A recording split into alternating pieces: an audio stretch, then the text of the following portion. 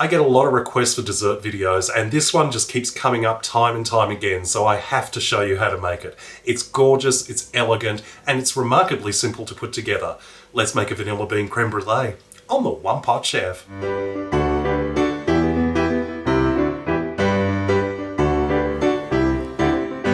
First things first, in a heat-proof bowl I've got 5 egg yolks, and unfortunately I broke one when I was separating the eggs, but it doesn't really matter. And to that I'm adding in 1/3 of a cup of caster sugar, that's superfine white sugar, and just using a whisk we're just going to whisk them together until smooth.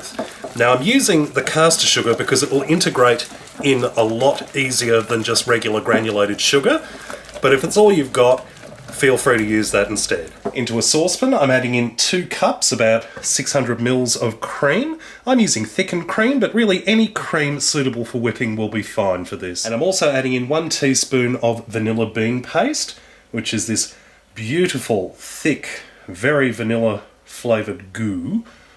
And of course you could just use vanilla extract or vanilla essence if you want to, but this really does give it that extra oomph flavour. Yum. And just over a medium heat we're just going to stir this together and then just give it a stir occasionally. We're just going to allow this to heat over the medium heat for about 8 to 10 minutes. We don't want this to boil, we want it just to get to that simmering point. So we want it hot, but we don't want it boiling. And you can see those little vanilla beans just spreading all throughout this, infusing the cream with their flavour. This is going to be sensational. There we go, it's just simmering and we've got that wonderful infusion of flavour into the cream. Working quickly, I want you to just whisk that hot cream mixture into the egg yolk mixture. Using a strainer, we're just going to strain that mixture into a heat-proof jug. In a large, deep baking tin, I've got 2 ramekins. These are 1 cup capacity, and I'm just going to divide our custard mixture between the 2. I've just got some boiling water from the kettle, and just being very careful, I'm just going to pour it into the pan, making sure I don't splash any of that water onto the custard. And we're just going to fill this up until the water comes up about halfway up the ramekins. And this is ready to go into the oven. Preheated oven, 150 degrees Celsius for about 30 to 35 minutes, or until the custard is just set. Our creme brulees are out of the oven, and I've just removed them from the water bath, and as you can see, it's still got a little bit of wobble to it. That's what we're looking for. We're going to place these on the side and allow them to cool for half an hour before putting them into the fridge and allowing them to chill overnight, preferably at least 6 hours. Here's the bit I really enjoy, making the toffee topping. So we're just going to take some sugar and just sprinkle it over the top. And I've got a little kitchen blowtorch here.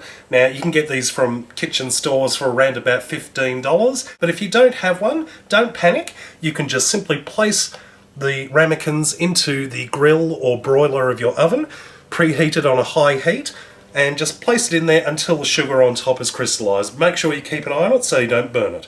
Alright, time to play with my little toy.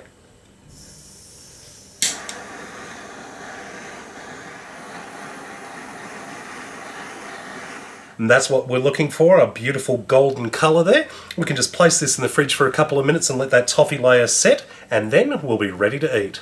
I think this is probably the most satisfying part, when you break that toffee shell for the first time.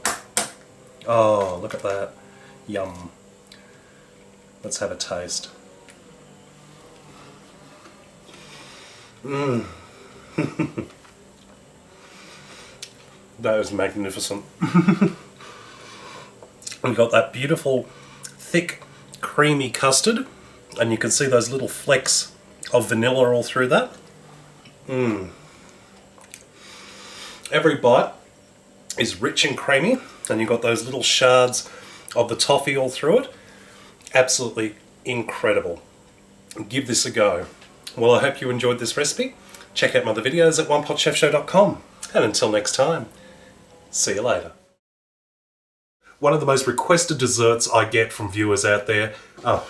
one of the most